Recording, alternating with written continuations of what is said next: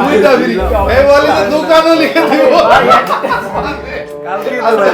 আরে ভাই আপনারা কি শুরু করছেন ভাই? একটু আস্তে গল্প করেন, একটা মানুষ এইদিকে কাজ করতেছে ভাই, আস্তে আস্তে কথা বলেন। যদি আওয়াজ তুমি সহ্য করতে না পারো প্রতিদিন ভাই আপনারা এমন করেন ভাই। আচ্ছা ঠিক আছে, এবার আস্তে কথা বলবো। তো তারপর দোকানটা হলো ঠিক আছে আমি ভাই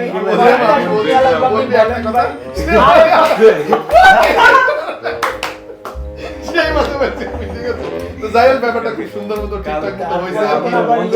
ভাই এটা আপনাকে আস্তে কথা। এই হেডফোনটা কানেক্ট করে তুই কাজ করতো, বুঝতে QCY না আবার নতুন করে ব্লুটুথ কানেক্ট করবেন। যেতে আছে আজকে রাতে অনেক, ঠিক আছে, বাসা যেতে পারতেছে না, মানে আড্ডা ঠিক আছে, এগুলো বুঝি আমরা, ঠিক আছে।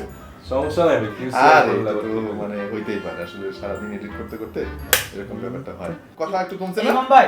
ইমাম ইমাম ভাই গেল নাকি? এই ইমাম ইমাম ভাই?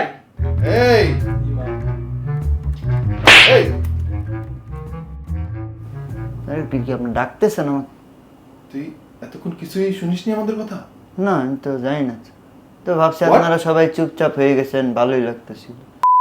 ভাই এই QCY এর কাহিনীটা কি আমার কন্ত কি একটু বোঝায়, মানে এরা কি চায় আসলে? রিসেন্টলি তাদের যে সমস্ত মডেল রিলিজ হচ্ছে এগুলো দেখে আমার মনে হচ্ছে যে এই হেডফোন ইন্ডাস্ট্রি পুরোটাই দখল করতে চাচ্ছে তারা। এর যে দাম এবং এর যে ফিচার, এটা মিলে না তো ভাই। এত কম দামে এত এত ফিচার অন্য কোনো কোম্পানি তো দিতে পারতেছে না। এর কারণটা কি? নিশ্চয়ই এর পেছনে কোনো আন্তর্জাতিক ষড়যন্ত্র আছে।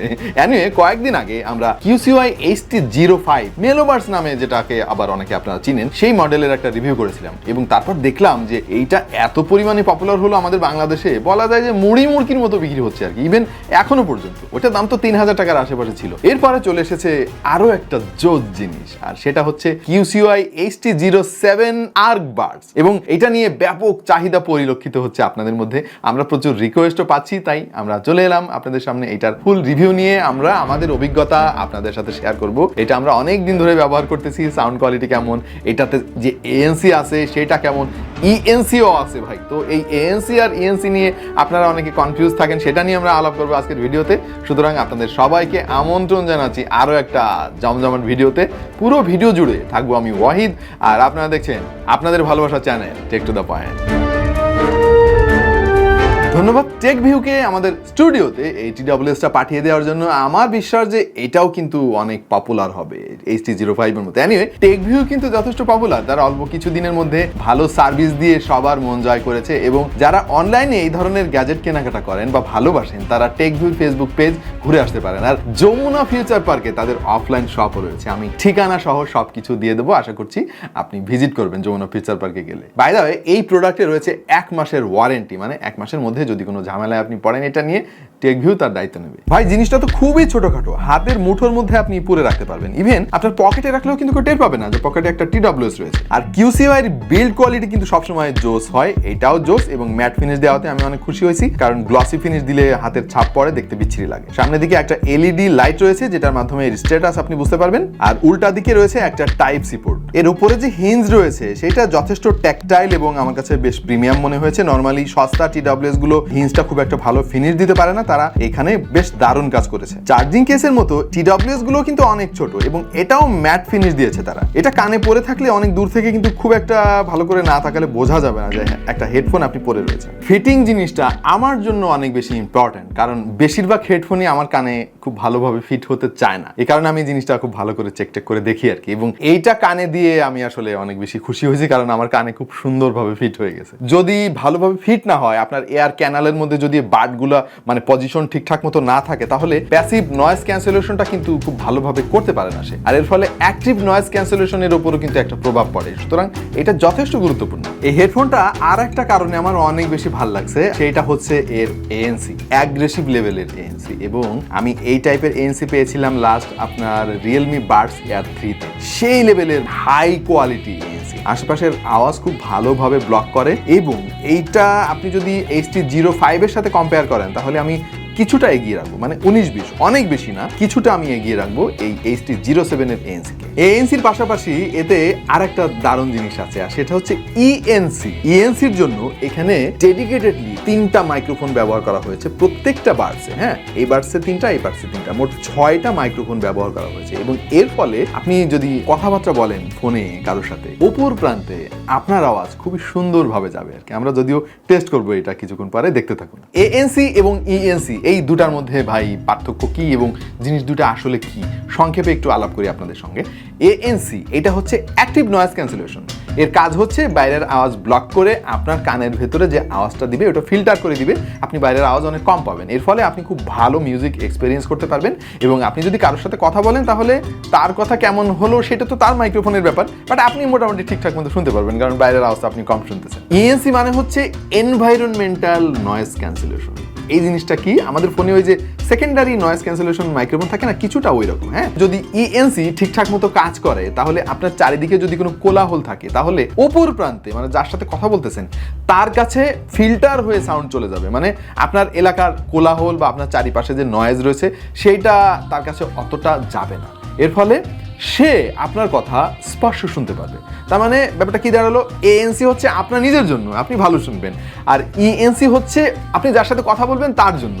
ENC যদি আপনার হেডফোনে থাকে তাহলে আপনার কোনো লাভ নাই, লাভ হবে যে আপনার সাথে কথা বলতেছে তার। আমি আশা করবো যে ANC এবং ENC এই দুইটার মধ্যে যে কি পার্থক্য সেটা এবার ধরতে পেরেছেন আপনারা। আর একটা জিনিস আপনাদের সাথে আলাপ না করে পারতেছি না, ভিডিও একটু লম্বা হয়ে যাবে, I am sorry for that, একটু মেনে নিতে হবে, কারণ জিনিসটা খুব ইম্পর্টেন্ট। আর সেই জিনিসটা হচ্ছে এর অ্যাপ। নর্মালি অ্যাপ সাপোর্ট কিন্তু অনেক দামি দামি হেডফোনে থাকে, বাট তারা এত কম দামে এত সুন্দর একটা অ্যাপ বানিয়েছে যেটা আনবিলিভেবল। এই অ্যাপে অনেক জিনিস রয়েছে, এখান থেকে আপনি নয়েজ ক্যান্সেলেশন অন করতে পারবেন বা অফ করতে পারবেন, সেই সঙ্গে পারবেন ট্রান্সপারেন্সি অন বা অফ করতে। পাশাপাশি সাউন্ড ট্যাবে গেলে দেখতে পারবেন এখানে ইকুয়ালাইজার রয়েছে, অনেক প্রিসেট রয়েছে, স্টেরিও ব্যালেন্স পর্যন্ত আপনি কন্ট্রোল করতে পারবেন এখান থেকে। অনেক সময় হয় না কিছু কিছু গানে দেখা যাচ্ছে রাইট সাইডে একটু বেশি ভলিউম থাকে, লেফট সাইডে কম থাকে, ওই সমস্ত গানগুলোকে আপনি এটার মাধ্যমে কাস্টমাইজ করে একদম মনের মতো করতে পারবেন। আরও রয়েছে টাইমার, এটা দিয়ে আপনি নির্দিষ্ট সময় পরে হেডফোনগুলোকে বন্ধ রাখতে পারবেন। এটা কাজে লাগবে যারা রাতের বেলা হেডফোন কানে দিয়ে ভাই ঘুমিয়ে পড়ার অভ্যাস আছে, তাদের কিন্তু কানের 12টা বেজে যেতে পারে।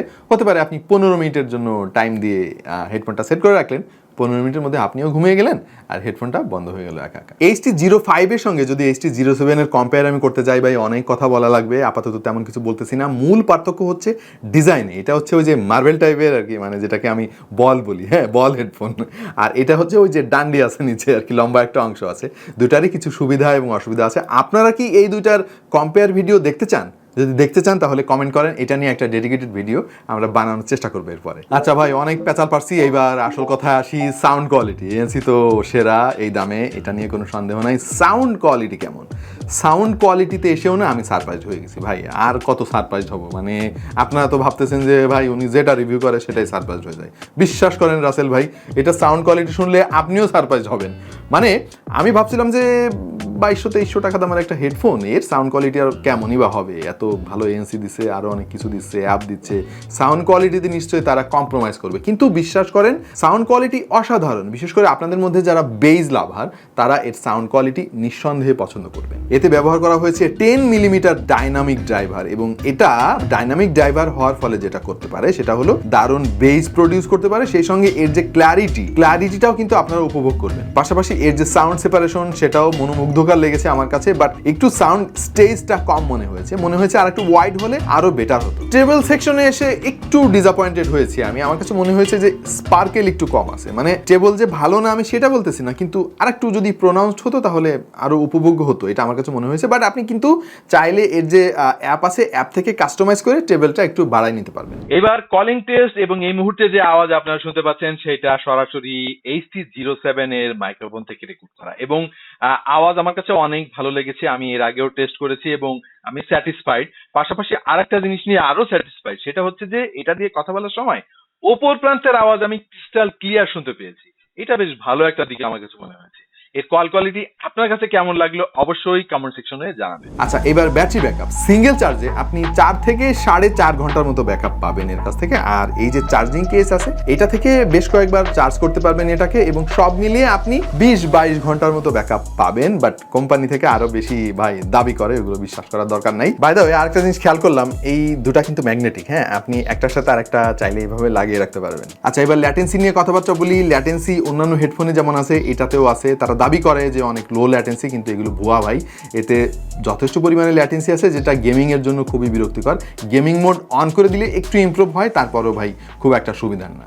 এন্টারটেনমেন্টের জন্য এটা ঠিক আছে। এইবার কিছু জিনিস নিয়ে একটু আলাপ করব, যেটা হচ্ছে নেগেটিভ দিক বলতে পারেন আমার, যেগুলো ভালো লাগে না। এই প্রথমে যে জিনিসটা বলবো ভাই, টাইপ সি পোর্টটা তারা দিছে এইখানে, মানে এটা কোনো কথা হইলো? আপনি যখন চার্জ দিবেন এটাকে, কেবল দেওয়ার পরে ভাই আপনি টেবিলে রাখবেন কিভাবে? আপনাকে উল্টিয়ে রাখতে হবে। এই টাইপ সি পোর্টটা দেওয়া উচিত ছিল নিচের দিকে। এতে কোনো হাই রেজ অডিও সাপোর্ট নাই, শুধুমাত্র এএসি আছে। আমার মনে হয় এসবিসি থাকা অবশ্যই দরকার ছিল। আরেকটা জিনিস সবসময় আমি বলি, QCY হেডফোনগুলোতে আসলে কতটুকু চার্জ অবশিষ্ট আছে বা কতটুকু চার্জ হইলো, আমি কেবলটা খুলবো কিনা ভাই বোঝার কোনো উপায় নাই। এটা কোনো কথা? একটা এলইডি ইন্ডিকেটর আছে, ওটা দিয়ে এই জিনিসটা বোঝা যায় না। এখানে এই ব্যবস্থাটা রাখা অবশ্যই দরকার ছিল। পাশাপাশি এর টাচ রেসপন্সিভনেস মানে ঠিক আছে দাম হিসেবে, বাট মাঝে মাঝে একটু মিসটাচ হয় আর কি, মাঝে মাঝে কাজ করে না ঠিক মতো। হয়তো আমার এই ডিভাইসের সমস্যা, আমি ঠিক বুঝতেছি না, বাট আমি আর একটু ভালো আশা করেছিলাম। এবং সবশেষে এর যে ট্রান্সপারেন্সি মোড, মানে এনসি তো ভালো, এটা নিয়ে কোনো সন্দেহ নাই। ট্রান্সপারেন্সি মোডটা আমার মনে হয় আর একটু বেটার হইলে ভালো হইতো আর কি। মানে একটু নকল নকল লাগে, বোঝা যায় যে এটা 2 নাম্বার আওয়াজ আমি শুনতেছি। তো ভাই ব্রাদাররা, এই ছিল আমাদের আজকের ভিডিও। QCY HT07, আমার মনে হয় QCY HT05 এর মতো অনেক বেশি পপুলার হবে, কারণ এটার দাম আরো কম, আরো ছোট, আরো aggressive ANC, better sound quality. So সব মিলিয়ে আমার কাছে মনে হয়েছে যে 2300 টাকা বা 2400 টাকা দাম হিসাবে এটা দুর্দান্ত একটা ডিল এই মুহূর্তে। কেমন লাগলো আমাদের আজকের ভিডিও জানাতে ভুলবেন না। আর এই হেডফোনটা কেমন লাগলো সেটা তো জানাবেনই। দেখা হয়ে যাবে অন্য কোনো ভিডিওতে ভিন্ন কোনো বিষয় নিয়ে। সেই পর্যন্ত সবাই ভালো থাকুন, সুস্থ থাকুন, আর দেখতে থাকুন টেক টু দ্য পয়েন্ট।